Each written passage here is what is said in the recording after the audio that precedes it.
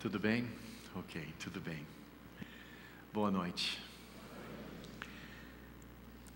Nós chegamos aqui no Rio em novembro de 2011 para trabalhar no Seminário do Sul. E passamos por uma experiência inédita em nossas vidas. Para mim, membresia numa igreja é essencial, primordial. Nenhum crente pode crescer bem sem uma igreja local, sob o cuidado pastoral de um homem de Deus. E passamos 2 anos aqui no Rio procurando uma igreja. E aconteceu que eu estava ensinando matérias para o Southeastern Seminary dos Estados Unidos.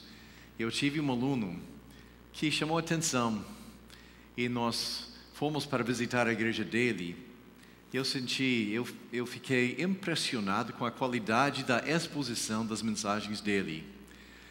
Porque o fato é, eu tenho bacharel, 2 mestrados e doutorado em teologia.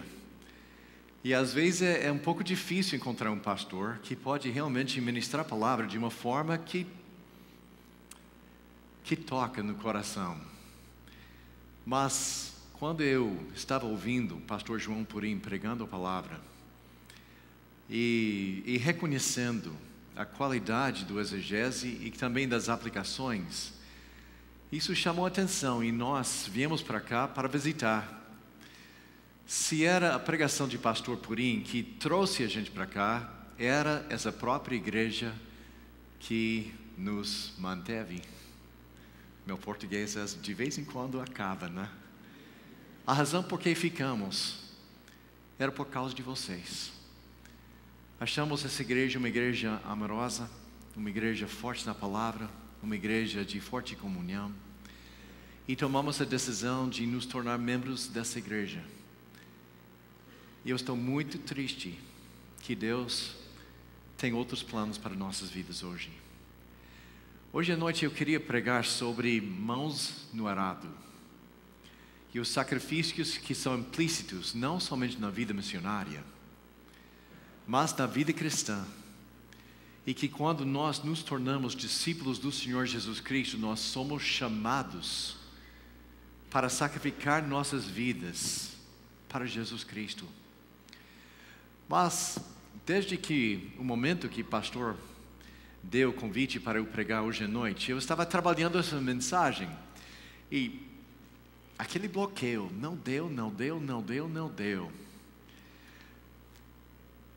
E finalmente eu estava no fim das preparações de uma mensagem que eu preguei hoje de manhã em outra igreja.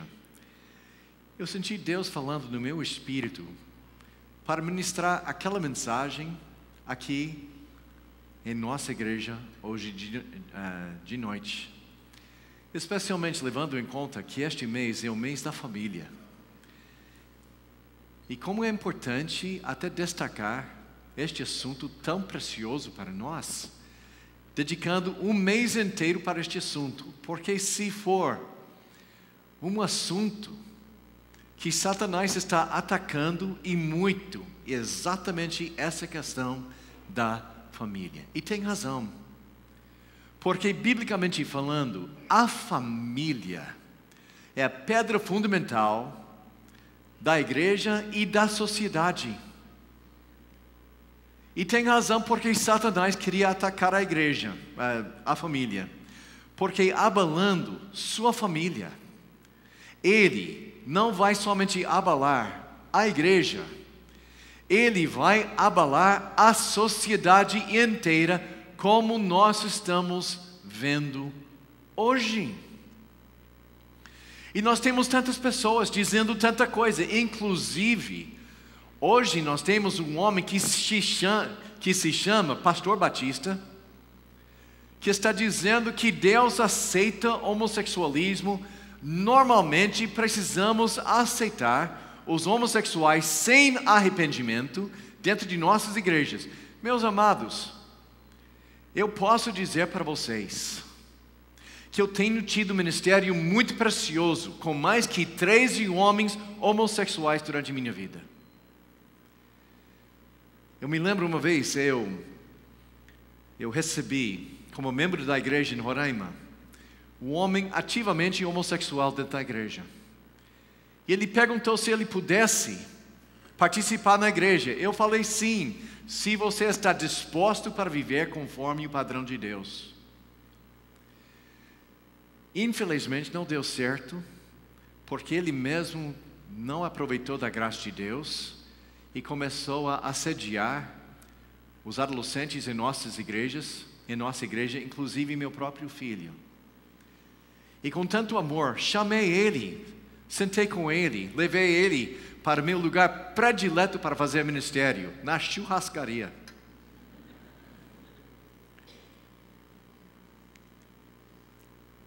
Mas ele não resistiu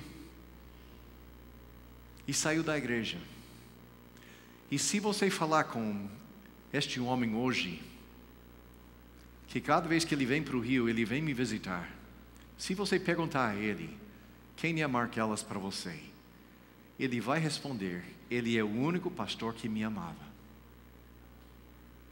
Eu amo homossexuais. Eu amo adúlteros. Eu amo fornicadores. Eu amo todos do jeito, meu desejo é que eu amo todos do jeito que Jesus Cristo ama. Porque existe aquele amor que Deus tem para seu filho porque ele é filho. Mas existe aquele amor que Deus tem para o pecador porque ele é pecador. Como é que Deus pode mostrar sua misericórdia se não houvesse alguém digno de misericórdia? São nossos próprios pecados que dão para Deus oportunidade para mostrar que Ele é misericordioso e que Ele nos ama por causa de nossos pecados.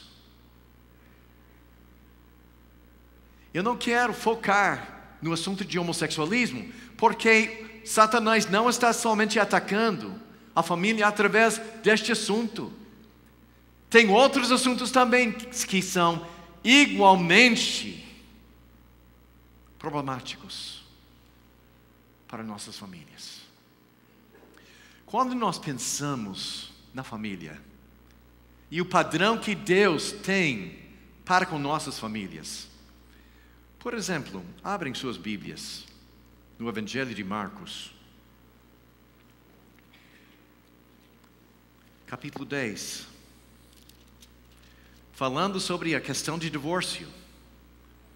E algumas pessoas querendo pegar Jesus Cristo, como muita gente faz hoje com os pastores, lançaram perguntas sobre divórcio. Mas veja bem como Jesus Cristo respondeu. Versículo 3. O que Moisés lhes ordenou. Para responder a questão de divórcio, Jesus correu para onde? A Bíblia. Versículo 5. Respondeu Jesus: Moisés escreveu essa lei por causa da dureza do coração de vocês. Mas do princípio da criação, Deus os fez homem e mulher. Por esta razão, o homem deixará pai e mãe e se unirá à sua mulher, e os dois se tornarão uma só carne. Assim, eles já não são dois, mas sim uma só carne. Portanto, o que Deus uniu, ninguém o separe. Tratando a questão de divórcio, Cristo correu para onde? Gênesis. Porque está em Gênesis que nós encontramos o padrão de Deus para nossas vidas. Vamos para 1 Timóteo, capítulo 2, tratando da questão de relacionamentos entre homens e mulheres na igreja. E depois de dar suas orientações, em versículo 13, Paulo defendeu as orientações apostólicas que ele deu. Em 1 Timóteo 2, versículo 13 e 14, ele escreveu: porque primeiro foi formado Adão e depois Eva. E Adão não foi enganado, mas sim a mulher que, tendo sido enganada, tornou-se transgressora. para defender suas orientações, Paulo correu para onde? Gênesis. Quando Paulo estava tratando de hierarquia dentro da família. 1 Coríntios, capítulo 11. Nós encontramos o primeiro argumento em versículo 3. Quero, porém, que entenda que o cabeça de todo homem é Cristo. O homem é sujeito a Cristo. O homem está em hierarquia com Jesus Cristo. E que o cabeça da mulher é o homem. E o cabeça de Cristo é Deus. Se ser sujeito a alguém é uma vergonha, o próprio Cristo deve se sentir envergonhado, porque o próprio Cristo é sujeito a Deus, eu sou sujeito a Cristo, e Diane deve ser sujeita à minha liderança. E essa hierarquia não é cultural, está baseado na própria natureza de Deus. E Deus não é machista não, nem feminista. Deus é Deus. E depois disso, começando, em versículo 8. Pois o homem não se originou da mulher, mas a mulher do homem. Além disso, o homem não foi criado por causa da mulher, mas a mulher por causa do homem. Por essa razão e por causa dos anjos, a mulher deve ter sobre a cabeça um sinal de autoridade. No Senhor, todavia, a mulher não é independente do homem, nem o homem independente da mulher. Pois assim como a mulher proveu do homem, também o homem nasceu da mulher, mas tudo provém de Deus. A base por tudo que Paulo está escrevendo, em 1 Coríntios 11, versículo 1 a 16, está baseado em teologia, não na cultura. Está baseado na criação.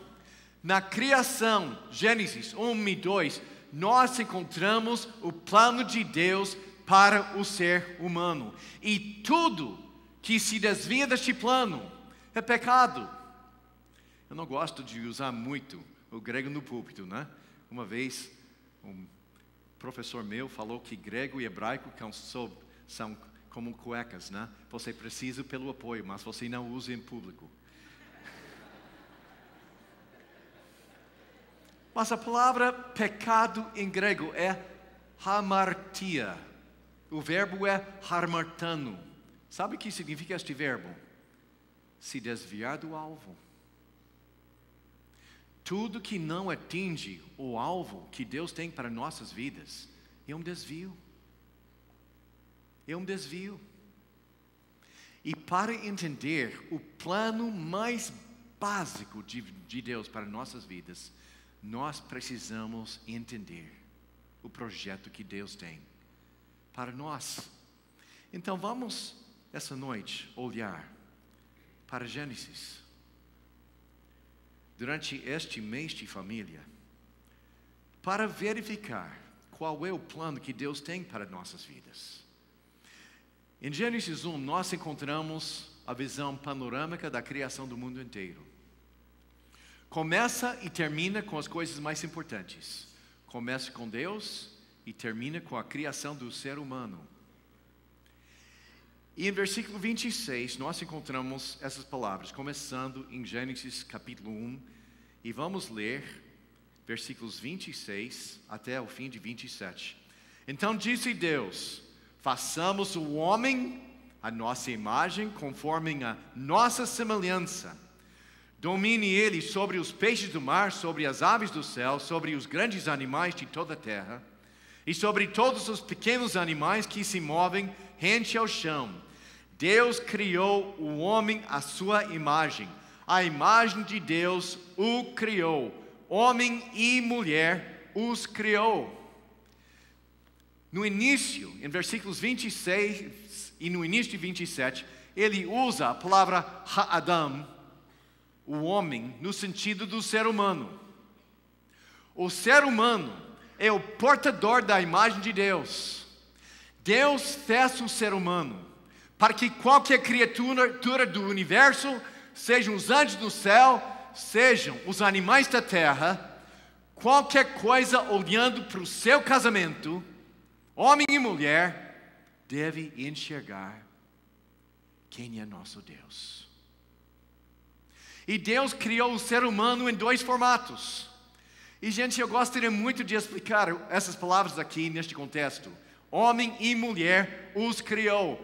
Mas as palavras em hebraico são tão delicadas, e eu sou um acanhado nebrasquense, que nem tenho coragem de falar quais são essas 2 palavras. Se você quiser saber quais são essas 2 palavras, correm para o pastor e ele vai explicar essas 2 palavras para você. Mas essas palavras descrevem nosso aparelho masculino e feminino. Está me entendendo? Se você tiver o aparelho masculino, você é homem. Se você tiver o aparelho feminino, você é mulher. Se eu tivesse encontrado, e gente, eu tenho encontrado muita gente muito esquisita no meu ministério, mas imagine uma menina que chegou a mim e falou: Mark, eu sinto que eu nasci num corpo errado, que de fato eu sou elefante em corpo de mulher.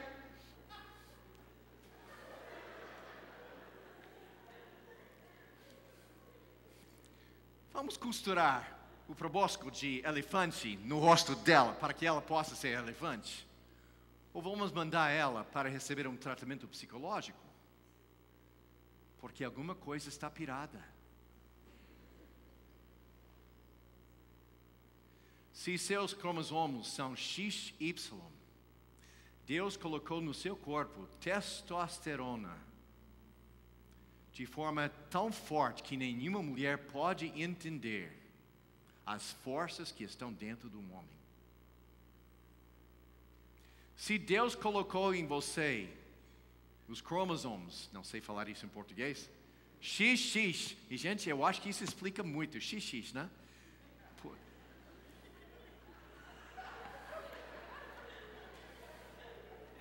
Que é? Oh, perversos! Perdão, pastor.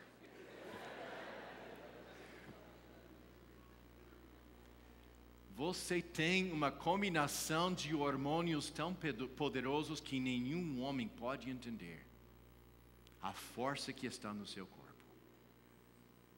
E Deus colocou testosterona no corpo do homem para que ele seja homem.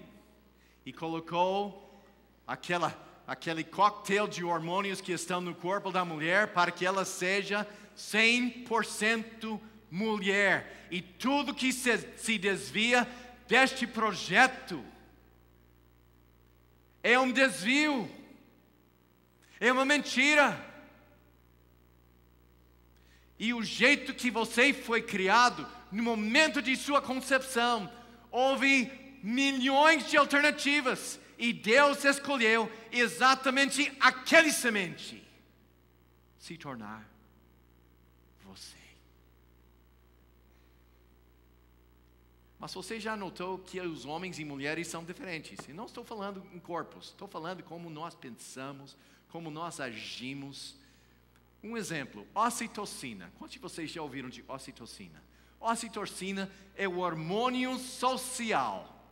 Quando a mãe está amamentando seu filho, o que está exprimindo leite é o hormônio ocitocina, que está na cabeça dela. Isso está criando uma ligação emocional entre ela e seu filho que o homem nunca vai sentir. Homem, você nunca vai amar seu filho como sua esposa ama seu filho. Vá para o barzinho de mulher, não, lanchonete de mulher, e vai para o bar do homem. Lanchonete de mulher tem uma mesa desse tamanho, com 18 cadeiras ao redor, e todos assim, e todas elas assim conversando. E o bar do homem? deste tamanho, uma cerveja no meio e todos eles. E cada um sua vez. Eu não entendo como você pode ter um grupo de 8 mulheres, todas falando no mesmo momento e todos sabem tudo que está sendo dito.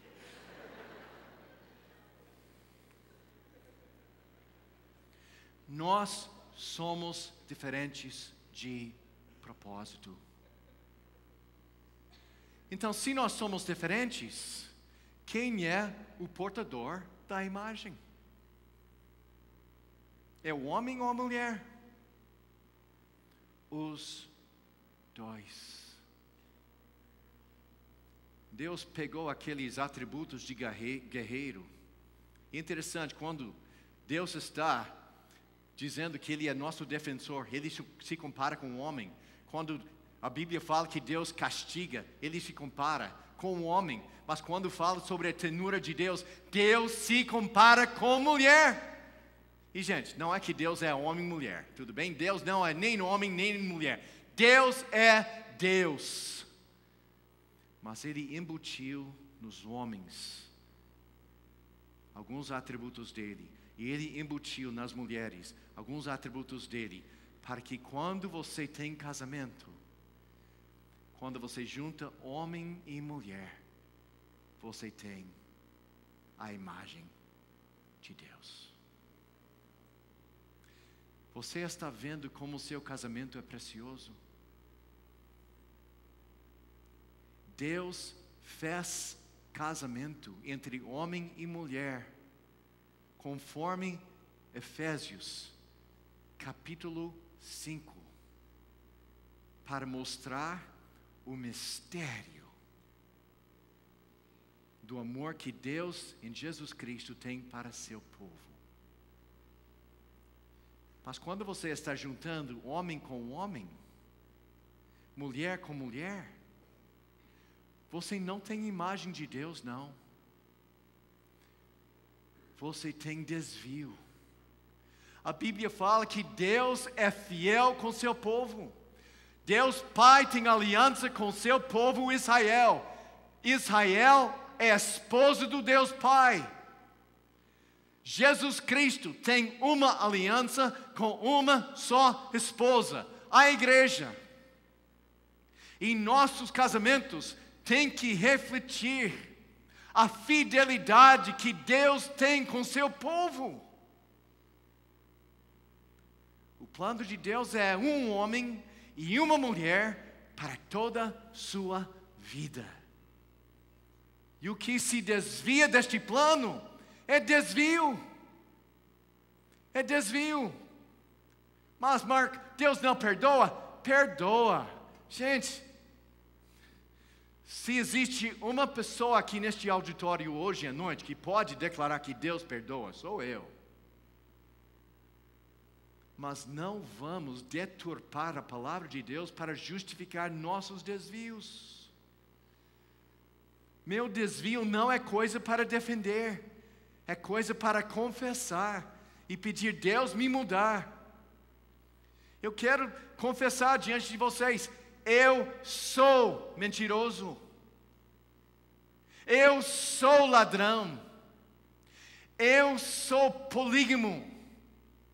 Todos esses desejos estão dentro de mim. Graças a Deus, com passagem de tempo, muito bem reduzidos. Mas, gente, aquele moleque de 14 ainda está vivo dentro de mim. Eu estava descendo de elevador, de vidro, num hotel onde eu era o palestrante, num retiro de casais, e eu vi que lá no quadro de tênis, quadra. Gente, português, vocês não entendem como é difícil o português. Eu vi lá que alguém deixou uma bolinha de tênis na quadra de tênis. E sabe o que eu pensei? Eu vou descer, eu vou raptar aquele bola. O grande palestrante querendo roubar a bola de tênis. Gente, a natureza pecaminosa nunca melhora. Sua carne é tão podre hoje quanto sempre. Mas Deus mandou Jesus Cristo para transformar pecadores como eu. 36 anos casado com Diane. E o único corpo que eu conheço intimamente em toda a minha vida é o corpo dela. O único corpo que eu conheço intimamente, o único, é dela. E não é que eu não sou pecador, mas Deus é maior do que meu pecado. E depois Deus deu as ordens. Versículo 28. Deus os abençoou e lhes disse: sejam férteis e multipliquem-se. Gente, vocês estão entendendo? Essa é a primeira ordem. O primeiro mandamento na Bíblia é o quê? Faça aquela coisa. Vocês conhecem um jeito diferente para multiplicar-se? O único jeito para multiplicar-se é aquela coisa.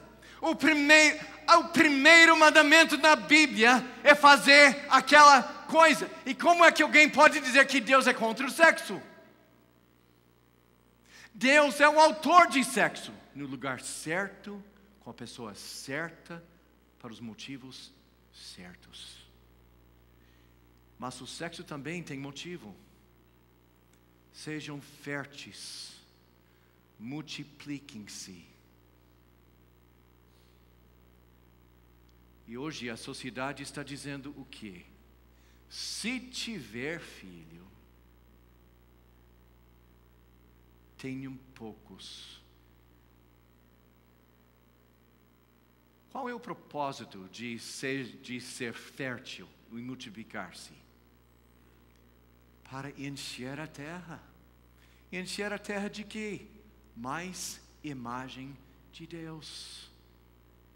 Mas Mark, aqui no Brasil a terra está cheia. Não, o rio está cheio. Eu já viajei muito aqui no Brasil. E tem muita terra vazia aqui no Brasil. Tem muita terra vazia. Sejam férteis e multipliquem-se. Enchem, subjuguem a terra. Sobre os peixes do mar, sobre as aves do mar, e sobre todos os animais que se movem pela terra. Segundo o mandamento de Deus, conquistem seu lugar aqui neste mundo. Cada vez que há um casamento, cada vez que um homem e uma mulher estão juntando suas vidas, você tem um novo Adão e uma nova Eva para conquistar seu espaço juntos. Aqui no Brasil, é rei e rainha. E veja bem, Deus não deu ordens para o homem dominar sua mulher. Não há nenhum versículo em todas as Escrituras dando ordens para o homem dominar sua mulher. É como rei e rainha dominando, conquistando seu espaço. Este é o plano principal de Deus para nossas vidas. E tudo que se desvia deste plano é um desvio.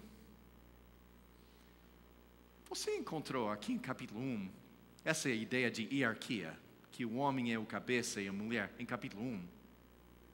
Não, porque está em capítulo 2. Então agora vamos para capítulo 2, porque primeiro ele nos deu o plano de Deus para o ser humano. Agora ele vai explicar seus propósitos para os homens e seus propósitos para as mulheres. Em Gênesis capítulo 2, começando com o versículo 4.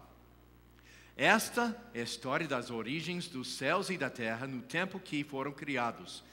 Quando o Senhor Deus fez a terra e os céus, ainda não tinha brotado nenhum arbusto no campo, e nenhuma planta havia germinado, porque o Senhor Deus ainda não tinha feito chover sobre a terra, e também não havia homem para cultivar o solo. Este homem aqui não é o ser humano. é o macho, é o varão, é o homem. E nós sabemos disso por causa de versículo 7. Então o Senhor Deus formou o homem do pó da terra e soprou em suas narinas o fôlego da vida, e o homem se tornou um ser vivente. Essa palavra, o homem, é Adão. Adão. Ora, o Senhor Deus tinha plantado um jardim no Éden, aos lados do leste, e ali colocou o homem que formara. Agora, pulando para o versículo 15. O Senhor Deus colocou o homem no jardim do Éden para cuidar dele e cultivá-lo. O homem foi criado com um propósito. E o propósito de Deus para o homem é trabalhar. Deus fez o homem para ser trabalhador. E vocês sabem disso, porque em português vocês têm uma palavra muito especial para um homem preguiçoso que não quer trabalhar, que a gente não pode falar na igreja, que é vagabundo. E nunca fale essa palavra na igreja, nunca. Deus fez você, homem, para trabalhar. E quantas vezes as mulheres são confusas, porque elas querem passar tempo com seu marido, e o marido quer fazer o quê? Trabalhar. Mas por que ele quer trabalhar? Porque Deus fez um homem para trabalhar. Agora o problema é que o homem tem tendências para exagerar. E ele tem que reconhecer que existe mais na vida do que somente o trabalho. Mas mulheres entendem isso. Um homem, conforme o plano de Deus, é trabalhador. Graças a Deus, hein? Deus fez o homem para trabalhar, e para o homem cumprir as ordens de Deus, o que Deus deu a ele: músculos, sem esteroides.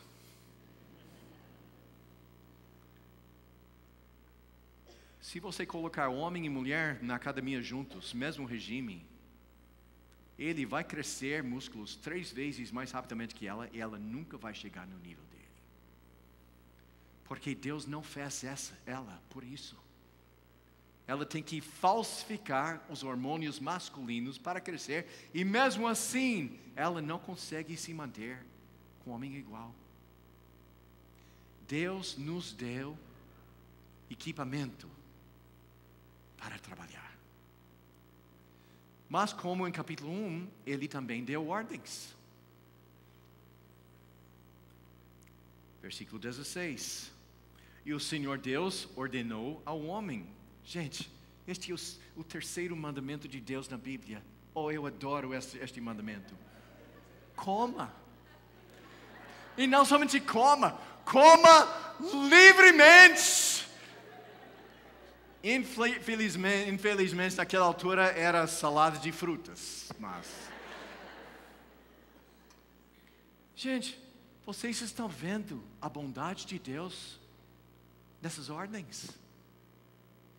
Tudo que a gente gosta, Ele deu ordens. Faça isso. É meu presente para você. De todas as árvores, fora de um. Versículo 17. Mas não coma da árvore do conhecimento do bem e do mal, porque no dia em que dela comer, certamente você vai morrer. Essa construção em hebraico é enfático. Morrendo, você vai morrer mesmo. E gente, Deus não estava falando sobre a morte física. Adão morreu naquele dia. A morte era espiritual. Por que a árvore de conhecimento do bem e do mal? Primeira coisa, se era capaz de provocar a morte, quem colocou aquela maldita árvore no jardim em primeiro lugar? Quem colocou a árvore ali? Deus. E veja bem na árvore do conhecimento do bem e do mal. Deus estava dando para Adão uma escolha. Deixe eu mandar em você, ou tome suas próprias decisões. Seja seu próprio Deus. Eu seria seu Deus, ou você seria seu Deus? A escolha é sua. Teste de fidelidade. Gente, se Diane fosse a única mulher do mundo, seria fácil ser fiel com ela, né? Mas uma vez que tem alternativa, há oportunidades para eu demonstrar a ela que eu sou fiel. E é isso que Deus fez com Adão. Agora, eu estou estudando a Bíblia agora mais que 42 anos. E, gente, eu estou convencido mais que nunca. Cada versículo segue um ao outro de propósito. Não tem nenhum versículo fora do seu lugar. A Bíblia é uma obra de arte. Olha o próximo versículo 18. Então o Senhor Deus declarou: não é bom que o homem esteja só. Farei para ele alguém que o auxilie e lhe corresponda. Não é bom para o homem esteja só. Por quê? Por quê? Ele ia ficar sentindo sozinho, coitado. Não. Ele precisa de ajuda varrendo folha. Não. O que está nas palavras imediatamente antes: não coma dessa árvore. O que Deus estava dizendo é: não é bom deixar o homem sozinho neste jardim com aquela árvore. Gente, o homem que viaja sozinho para outra cidade, cuidado, porque o homem sozinho faz bobagem. E tem 100 homens agora que vão me apedrejar por revelar nosso segredo masculino. Mas elas já sabem. Gente, conforme versículo 18, o propósito da mulher é encorajar seu marido para obedecer às leis de Deus. É por isso que elas são tão chatas. E se Deus deu os músculos para o homem fazer seu trabalho, qual é o instrumento que Deus deu à mulher para cumprir suas ordens? Aquela coisa mais perigosa no mundo inteiro, a língua da mulher. Como está escrito no livro de Provérbios, o poder de vida e morte está na língua. E a mulher sabe que ela pode machucar seu marido muito mais com suas palavras do que com seus punhos. Mas, queridas, eu não tenho inveja de vocês. Como é que você pode encorajar seu marido para obedecer a palavra de Deus sem usurpar a autoridade dele? Que grande desafio. Mas veja bem, o próximo versículo fala que Deus criou a mulher, né? Não. Deus trouxe animais. Ok. Deus está dizendo que o homem precisa de mulher. E Deus trouxe animais. Por quê? Era uma lição para ele. Deus estava pronto para fazer o último ato da criação na história do mundo. A coisa mais bela e linda que Deus tinha criado. E Ele quis que Adão valorize ela. Então, filho, vem cá. Sim, senhor. O que faremos? Você vai fazer seu primeiro ato de autoridade. O que é? Você vai dar nomes aos animais. Porque na Bíblia dar nome é um ato de autoridade. Gênesis 1, o que Deus mais faz é dar nomes. dia, noite, escuridão, luz. Nabucodonosor, vocês não têm ideia como é difícil para o estrangeiro falar Nabucodonosor. Daniel veio, o que fez o rei? Mudou seu nome. O anjo, o nome dele seria Jesus. Dar nome é ato de autoridade. E Deus trouxe os animais. Este verbo é importante. E eu posso imaginar o Adão. Senhor e senhora leão. Prazer. Senhor e senhora tigre. Oh, que prazer. Senhor e senhora. Senhor e senhora. Senhora e senhora. Senhora e senhora. Senhor. Deus, cadê a senhora? Ficha caiu. Vá dormir. Ele quis um homem entender. Você não vai ser completo sem ela. E Deus trouxe, Ele pegou uma parte dela. Por que do lateral? Houve propósito. Fez a mulher. E do mesmo jeito que Ele trouxe os animais, é o mesmo verbo. Ele trouxe a mulher, Adão, mas como pai, trazendo a noiva. E o homem, ele olhou para ela. E em hebraico, literalmente fala, essa vez sim. É como, não. Essa vez sim. E depois, nós temos o primeiro casamento. É por este motivo que o homem vai cortar sua lealidade com seu pai, cortar sua lealidade com sua mãe e transferir toda sua lealdade com somente sua esposa. E os dois vão se tornar uma carne só. Mas veja bem, Deus trouxe ela, como Deus trouxe os animais. E Adão botou o nome nela, como ele estava dando nomes aos animais. Deus não falou com ela. E gente, o nome dela não era Eva. Nessa altura, o nome que ele deu a ela era Isha.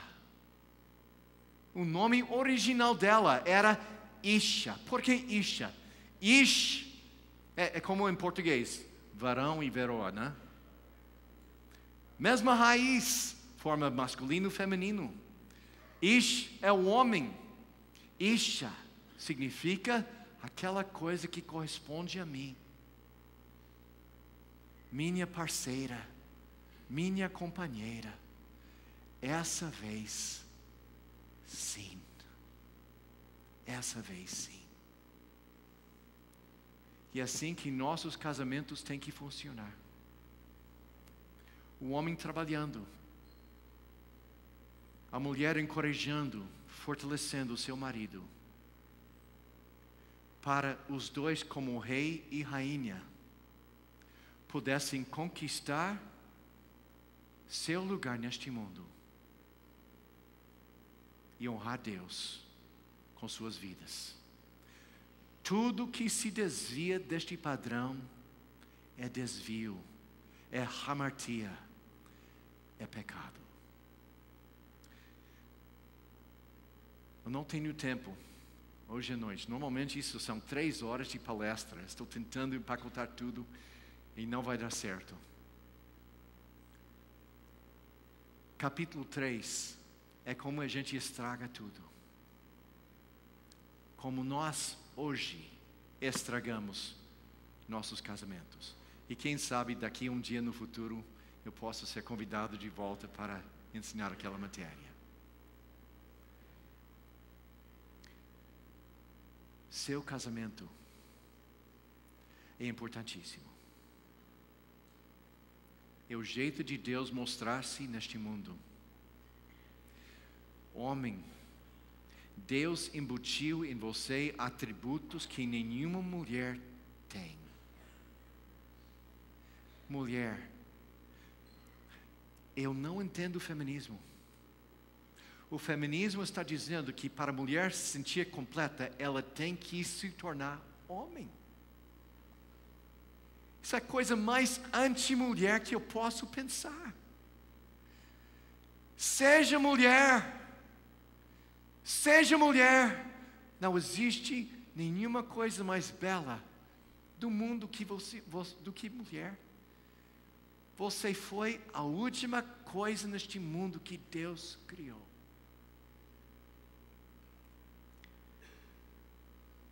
E se você fosse solteiro? Se você for solteira, quais chances vocês têm para mostrar a imagem de Deus aqui neste mundo? Como é que o solteiro, a solteira, pode ser completa? É muito interessante na Bíblia que quando a Bíblia está falando sobre casamento, compara o marido com quem? Jesus Cristo. E o homem representa Jesus Cristo dentro do casamento. Mulher solteira, Jesus está na sua vida. Eu sei, carne e osso é muito gostoso, mas Jesus é seu marido. E Ele é mais fiel do que qualquer homem. E pensando num homem solteiro, a mulher foi criada para encorajar o homem para obedecer às leis de Deus. E é bem interessante que Deus tomou a mulher do lado do homem. E você já ouviu aquela bobagem que Deus não tomou a mulher da cabeça para governar o homem, nem do pé para ser pisotado, mas da parte mais próxima do coração? Você sabe quem criou essa bobagem? Os rabinos, 100 anos antes de Cristo. Isso não é bobagem moderna, não. Isso não é verdade. E em João 14, Jesus chamou o Espírito Santo de quê? Paracletos. O que significa Paracletos? Quem anda pelo lado. E eu entendo que como o homem representa Jesus Cristo no casamento, a mulher representa a pessoa do Espírito Santo. E veja bem, o Espírito Santo não domina. Você pode apagar o Espírito Santo. Você pode entristecer o Espírito Santo. Como você pode apagar sua esposa, entristecer sua esposa.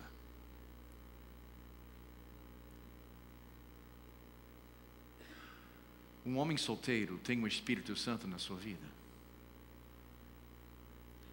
Ele está completo. Está. E de fato, eu digo para vocês que você nunca vai ser satisfeito ou satisfeita casado, até que você for satisfeito solteiro. Porque senão você vai olhar para aquela mulher para deixar você sentir completo. Você vai olhar para aquele homem para você sentir completa. E eu tenho notícias para você. Não existe nenhuma pessoa neste mundo que pode completar você além de Deus. Este é o padrão dele. Homem e mulher, XY e XX, juntando suas vidas para encher este mundo com a glória de Deus. Oremos. Nosso Pai, muito obrigado por essa bênção que Tu tens nos dado. Que em vez de proibir, está nos dando ordens para fazer tudo que é gostoso para nós, mas do jeito que dá honra e glória ao Senhor. Perdoe-nos, Senhor, quando por nosso egoísmo nós abusamos os dons que Tu tens nos dado. Ajude-nos, Senhor, para aproveitar da força e do poder do Espírito Santo, para que nós possamos viver nossas vidas de uma forma que qualquer ser no universo, sejam os anjos mais elevados ou sejam os animais da terra, olhando para nós, possam enxergar o rosto de Deus. E eu oro isso em nome de nosso Senhor Jesus. Amém.